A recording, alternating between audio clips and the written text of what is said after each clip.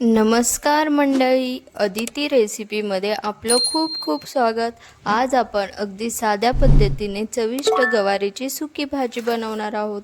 गवारीची भाजी म्हटलं की अनेक जण नाक मुरडतात, पण आज मी अशी एक सोपी आणि चविष्ट भाजी बनवणार आहे की एकदा खाल्ली की पुन्हा पुन्हा बनवावीशी वाटेल। या रेसिपीमध्ये मी काही गोष्टी शेअर करणार आहे ज्यामुळे भाजी मस्त मऊ आणि चवदार लागेल।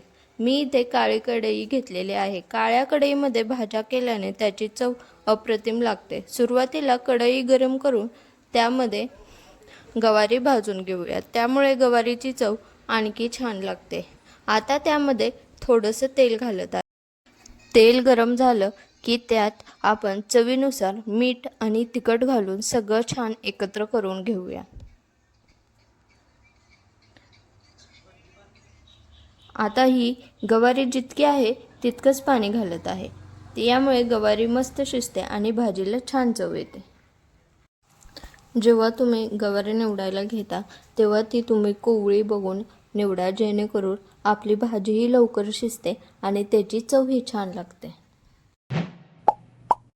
तुम्ही गवारीची भाजी कशी बनवता हे मला नक्की कमेंट करून सांगा।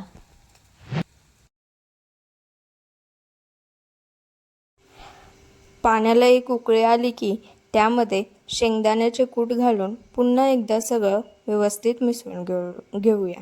यामुळे गवारी मस्त शिजते आणि भाजीला छान चव येते। आता झाकण ठेवून गवारी पूर्ण शिजवून घ्यायची, म्हणजे गवारी मऊ झाली की आपली झटपट चविष्ट आणि घरगुती गवारीची सुकी भाजी तयार।